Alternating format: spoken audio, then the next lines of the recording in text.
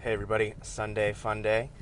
Hope you're having a great day. It's 5:30 p.m. here, finishing up at Capole cleaning. It was a balmy 68 degrees this morning when I did my Sunday morning routine, and it felt cold. It's funny how cold can be relative, because I'm sure that if you're watching this anywhere else besides Hawaii, that 68 degrees would be magical. I also just realized I used the word balmy, and I think that means like hot and humid, not cold. I'm also looking at a poor white bird over here that's just hopping. I think he's got a broken foot, and that's sad. But yeah, anyway, finishing up cleaning. Had church this morning. We're trying out some new video announcements. So me and my friend Erica shot some fun video announcements. We'll see how those go over.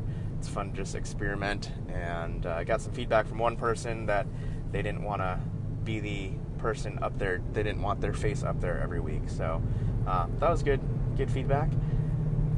So we'll see how that goes. Sorry, I'm trying to focus on driving, which is a smart thing to do. So what am I thinking about today? I listened to a Tim Ferris podcast where he just kind of interviewed himself, which I thought was fun, but I think the word abundance, he used that in the title, and that caught my eye, and I was like, I'd like to hear Tim Ferriss's thoughts. If you guys don't know who Tim Ferris is, you should check him out. He's pretty prolific in my mind. He's interviewed a lot of amazing people and does a lot of reading and just shares all of his thoughts. He wrote the book 4 Hour Work Week, 4 Hour Body, Tools of Titans. I think that might be his three books. I've never actually read any of those, but I have listened to quite a few of his podcasts and his interviews, which I really appreciate. He asks really good questions. So I just love when successful people give book recommendations that really help change their mindset. And one of the books that he recommended was Thinking Big, or The Magic of Thinking Big, and I can't think of the author's name right now. I think it's an older book, not like an ancient book or anything like that, but I think it was probably a positive thinking type book in the 70s or 80s is my guess. So I started listening to that on Scribe today while I was cleaning, and I really liked it.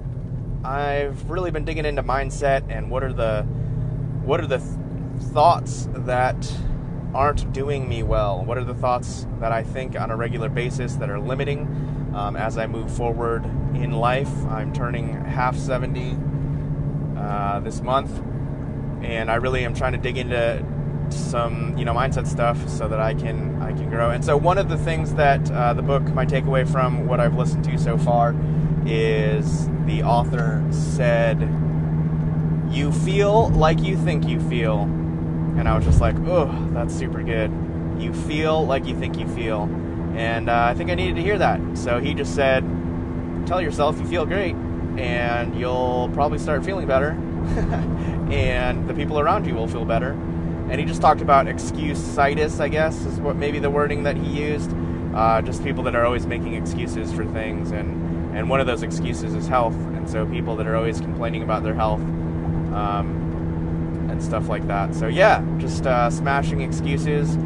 I mentioned that that's going to be one of my new interview questions. What's the excuse that you've had to overcome in your life? What's the excuse that you've had to quit? So that's something I've been thinking about. How do I just adopt a good, healthy mindset, a thought process, and how do I teach my son those things as well? In Tim Ferriss's interview, I don't remember who he was quoting, but they were talking about raising kids, and he just said that you need to teach your kid to be an optimist. And I thought that was good. So we do the Baker Family Values. We try to do it every morning with my son. And we've just outlined kind of 7 things. And I do want to get stuff about mindset in there. Probably optimism is something that's important in that attitude. So one of our Baker Family Values, and I think this was one of the very first ones I added as I was considering this, was resiliency. Bakers are resilient. And so I think mindset really has to go in that. And just to be able to help shape my son's thought life and his inner world is important. So I'm excited about that. Just throwing in some optimism in there, and just some mindset thinking. I've actually started reading Rich Dad, Poor Dad, which I've heard a lot about, and this goes along with that kind of mindset as well. I'd heard this quote from the book, and I really liked it. The rich dad says, the poor dad says, son, we can't afford this. And then the rich dad says, well, how can we afford this? And just that question there separates, is the difference between limited thinking, or I can't think of the words right now that Grit used, the book Grit.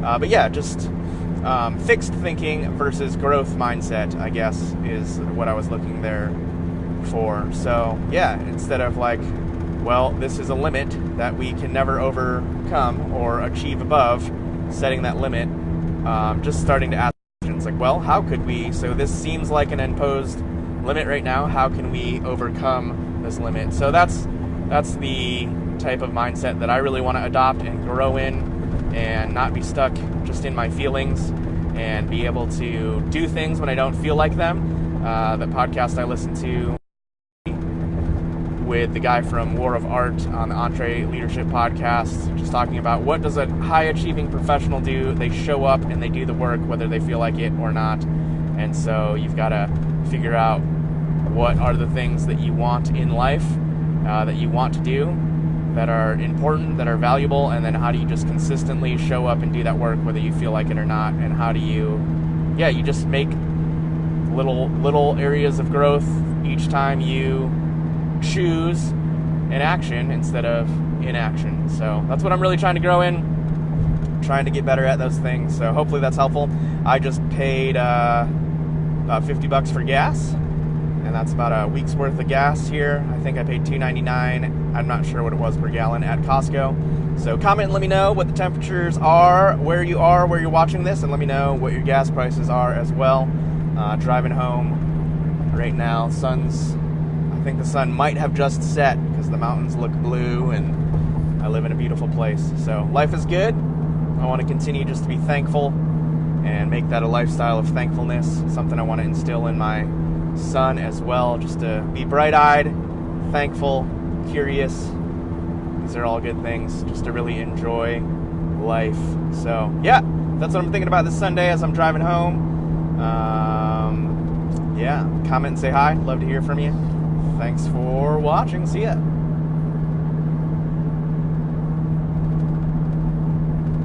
Having the hardest time pressing finish.